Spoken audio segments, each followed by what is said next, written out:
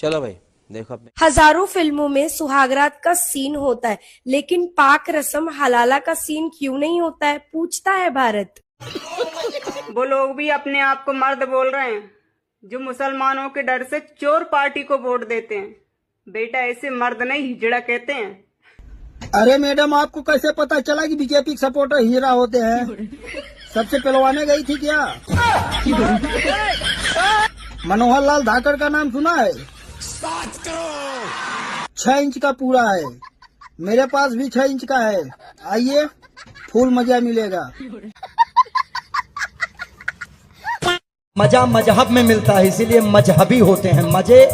मजे का हब मजहब, जहां अपनी एक लौती हूर को 72 लोगों के भरोसे छोड़ के 72 हूरों के चक्कर में जाहिलियत की जाती है, उसी को मजहब कहते हैं। मजे लेने का हब। सड़क पे जाता हूँ, मुझे 2 तरीके के लोग दिखते हैं। एक ऐसे मुस्कुराता है, खुश रहता है, चेहरे पे मुस्कान होती है, मैं कहता हूँ RSS। और एक मुझे ऐसे दिखता है, मैं कहता हूँ कांग्रेस। जय श्री राम सभी सनातनी भाइयों को फिर से एक न्यू वीडियो में आपका स्वागत। वीडियो शानदार होने वाली है तो वीडियो को लाइक और नए हो चैनल को सब्सक्राइब कर दीजिए और कमेंट बॉक्स में जय श्री राम का नारा लगा दीजिए, क्योंकि जय श्री राम के नारे से ही वीडियो को स्टार्ट करते हैं। तो जय श्री राम। मीडिया चाहे कितना भी जहर फैलाने की कोशिश करे राहुल गांधी जी के खिलाफ, लेकिन हमारे राहुल गांधी जी ऐसे ही है। हमारे राहुल गांधी जी? हमारे नहीं भाई, तुम्हारे। तुम्हारा गधा है, तुम्हारा गधा तुम्हें ही मुबारक, हमें नहीं चाहिए तुम्हारे राहुल। हिंदू होने के लिए अगर मुसलमानों से नफरत करनी पड़े तो माफ करना मेरे भाइयों, तुम हिंदू नहीं किसी पार्टी के दलाल हो। क्यों, सही कहा ना? जय भीम। तेरी बहन की चूत भोसड़ी की साली, कोई हवा में इतनी बुरी पतंग उड़ा दो, उससे ज्यादा बुरी तेरी चूत फाड़ के हवा में उड़ा दूंगा। चाचा सही बोल, वंदे माता है, वंदे पिता कौन है? फिर मैं बता रहा हूँ। अरे नहीं, 2 सेकंड। तो आप मजाक बना रहे हैं। अरे देश के 2 सेकंड। तो माता तो पिता कौन है? मजाक मत बनाइए यहाँ पे। मजाक कौन बना रहा? 1 मिनट रुको। वंदे माता माता है, माता है, माता तो होगा ना। अरे पिता तो होगा, बिना बाप के माँ के माता है। पिता की क्या जरूरत है? जल्दी बोल रही हो यहाँ पे वंदे मातरम से दिक्कत है। वंदे मातरम लिखा किसने? रविन्द्रनाथ टैगोर ने। अगर आप पढ़े लिखे बोलिए। जय श्री राम। जिस तरीके से ये बोल रहा है कि भारत तुम्हारी माँ है तो पिता कौन है, तो मैं तुझे एक बात बताना चाहती हूँ कि तुम लोग माँ का मतलब जानो क्या? क्योंकि तुम्हारे में तो माँ होती ही नहीं है। तुम लोग तो खुद हलाला से पैदा हुए हो, किसी मौलवी ने तुम्हारी अम्मी का हलाला किया तब जाकर तुम पैदा हुए हो। तो तुम्हारे में ना माँ होती है और ना तुम लोग माँ का मतलब जानोगे ना समझोगे। तो इसलिए फालतू की बकवास नहीं करने का। आई बात समझ में? वैसे राष्ट्रीय गीत जो है किसी को आता है? राष्ट्रीय गीत आपको आता है? अरे इन बहन के लोड़े मूल्य ने के बेरा राष्ट्रगीत के हुआ है, इनकी अपनी माए बेबे चौधरी का फुर्सत को नहीं। 4 आतंकवादी लेकर के आइए। तो चलिए, नेहा के सवाल का जवाब भी मिल गया। एक कहावत सुनी है आपने, यानी कि तू शेर तो मैं सबा शेर। भाई साहब, आज इस वीडियो में वही देखने को मिलेगा और आज आपको पक्का कह रहा हूं, मैं गारंटी दे रहा हूं, अपनी आज हंसी नहीं रोक पाओगे आप लोग। जी हाँ, एक बार देखिए ये वीडियो कि 4 आतंकवादियों के बारे में सुनिए। जिन्होंने 26 मारे वो 4 कहाँ गए? 4 नहीं थे, सैकड़ों थे।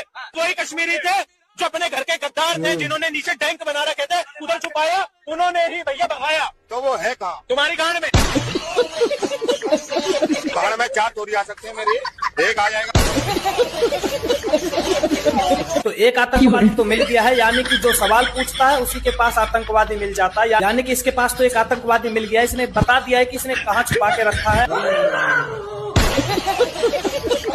और अब बचे 3 आतंकवादी, तो जल्दी सी बता दे नेहा, 3 आतंकवादी कहाँ हैं? लिंग पूजत, योनि पूजत मलमूत्र, शिक्षा से नफरत करते अंधभगत और उनके पुत्र। गू खाते थे, करते थे मूत्रपान और 33% के उन्माद में आजकल भौंक रहे नीलांड। इन लोगों के पुरखों ने यही किया था और 33% लाने वाले से और उम्मीद भी क्या की जा सकती है। इन लोगों को हर जगह आदमी का लिंग ही नजर आता है। क्योंकि इनको आदत ही उसकी पड़ चुकी है, तभी तो ये जय मीम बोलते हैं क्योंकि वहाँ सब चलता है। नीलांडी, तेरे ज्ञान के लिए मैं बता दूं, शिवलिंग संस्कृत का शब्द है। शिव यानी के ब्रह्मांड, लिंग यानी के प्रतीक।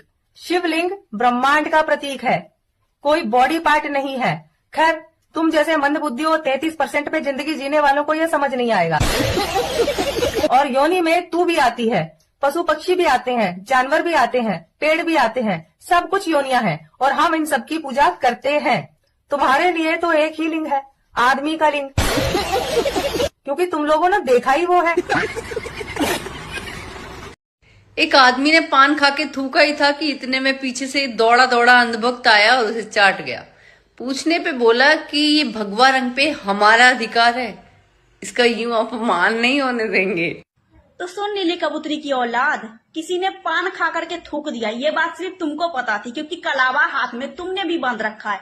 क्या पता तूने ही चाट लिया हो, क्योंकि ये बातें तो तुम खुद अपने मुंह से कह रही हो ना, तो तू चाट करके और चली गई होगी और भगवा रंग का अपमान कर रही हो।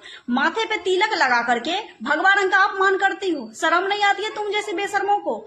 सुधर जाओ, समझी? नीले कबूतर नीला टीका लगाया कर, नीला काला हाथ में बांधा कर। जरूरत नहीं है भगवान रंग के तुम लोग अपमान भी। हमारे नेताजी कलाकारों का बड़ा कदर करते हैं। आइए नेताजी, ये भोजपुरी गायक छेदीलाल जी हैं, हमेशा पार्टी के लिए समर्पित रहते हैं और पार्टी के लिए बढ़िया बढ़िया गाना देते रहते हैं। अरे छेदी जी, कुछ हमारी समाजवादी पार्टी पे हो जाता। जी भैया, कभी की कल्पना है भैया, जब सपा सरकार बनतो, वाह, जब सपा सरकार बनतो, सब सपावादी रंगदार बनतो।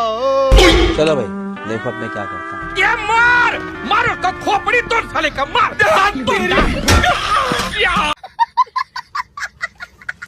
मम्मी, हाँ, राजनीति ऐसी नहीं होती है। तो फिर कैसे होती है? इसके लिए घर बार छोड़ना पड़ता है। अच्छा, मोदी जी ने घर छोड़ा और सोनिया जी ने बार छोड़ दिया।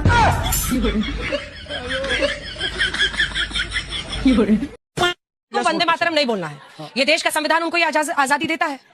वंदे मातरम हमारे देश का राष्ट्रीय गीत है। संविधान इनको मजबूर करता हो या ना करता हो, अगर ये वंदे मातरम नहीं गाएंगे ये देश में रहने के लायक नहीं है। अब इसकी कोई दूसरी बात नहीं है। आप सुनिए,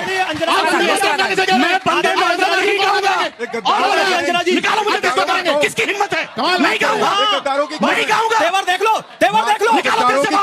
नोटिफिकेशन जारी हुआ है पिछले साल के एक बुलेटिन में, जिसमें यह कहा गया है वंदे मातरम और जय हिंद, इसको सांसद बोलने से बचे। इसका स्पेसिफिक जवाब दीजिए। मैं बिल्कुल क्यों ऐसा नोटिफिकेशन? स्पेसिफिक देश की राज्यसभा की सेक्रेटेरिएट ने एक एडवाइजरी जारी करी उन सूचियों की जिनमें वो शब्द शामिल है जो संसद के अंदर सांसदों को आंदोलन के रूप में नहीं बोलने चाहिए, क्योंकि संसद चर्चा करने के लिए। उसमें धन्यवाद, थैंक यू जैसा शब्द भी है। थैंक यू नहीं बोलना चाहिए। अभी जैसे उदाहरण के लिए अगर भदौरिया जी का काम ठीक करने का होगा तो यहाँ बैठ के करेंगे क्या? नहीं करेंगे ना। अगर भदौरिया जी का काम साइकिल ठीक करने का होगा, यहाँ बैठ के करेंगे क्या? नहीं करेंगे। यहाँ पे डिबेट करने आए हम। यहाँ मंच में एक व्यक्ति खड़े जो और मैं देश के नागरिक के नाते कह रहा हूँ, आपको मेरे को गलत कहना है मुझे गलत कहिए, आपको मेरे को सजा देनी है मुझे सजा दीजिए, आपको मुझे जेल में डालना है मुझे जेल में डालिए, पर इस देश के जिस नारे की गूंज के लेकर के देश के स्वतंत्रता संग्राम में शहीद होने वाले हमारे सेनानियों ने अपनी जान दी है, अगर उसको कोई आज के समय में नहीं गाएगा, मेरे लिए वो इस देश में रहने के लायक नहीं है। इसमें कोई दो राय नहीं है। ये हमारा भाजपा कांग्रेस का विषय नहीं है, ये हिंदू मुसलमान का विषय नहीं है, ये बीजेपी और मोदी का विषय है, ये देश का विषय। आपने राज्यसभा में वंदे मातरम बोलने से हमें क्यों रोक रहे हैं आप? हम अगर कोई बात हमें नहीं अच्छी लगेगी तो हम वंदे मातरम कह के चले जाएंगे। आप वंदे मातरम से मुझे रोकना चाह रहे हो, मुझे ज्ञान दे रहे हो कि वंदे मातरम बोलना चाहिए। हम तो बोल ही रहे हैं, आप बोलने से क्यों राज्यसभा में रोक रहे हो? सवाल ये है, तो आप क्या देश में रहने लायक हो? मैं जवाब दे दूं। बार बार एक बात कही जा रही है, एडवाइजरी एडवाइजरी एडवाइजरी। यहां तो कोई एडवाइजरी नहीं है, यहां क्यों नहीं बोल रहे? यहां क्यों नहीं बोल रहे? अरे आपके मैं देखिए, मैं किसी बात की बहुत गंभीरता में आपको लेकर के जा रहा हूं। 1875 में लिखा गया, पूरा गीत था। 96 में गाया गया, पूरा गीत था। 1907 में प्रतिबंध लगा, पूरा गीत था। अंग्रेजों ने 5-5 रुपए के जुर्माने लगाए उन बच्चों पे जो वंदे मातरम गाते थे, पूरा गीत था। 37 में ऐसा क्या हुआ कि नेहरू ने कटनी चटनी कर दी? उस पर जवाब क्यों नहीं आ रहा? पूरी डिबेट निकल करके चली जाएगी, पर आज 150वां वर्ष हम वंदे मातरम का बना रहे हैं। कोई इस बात को कहने को तैयार नहीं है। नारे के साथ